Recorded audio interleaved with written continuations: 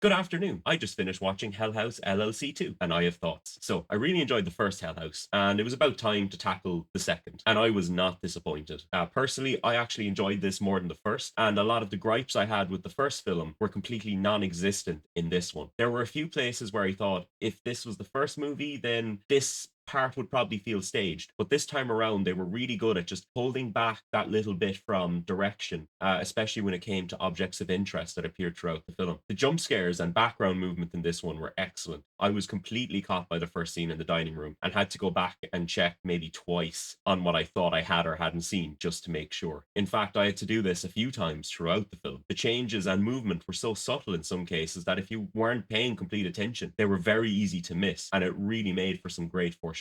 The acting in places felt amateur and a tad campy, but it was perfectly on theme, and I can't help but feel that that was partly intentional. Some of the team were clearly not ready to do a horror investigation like that.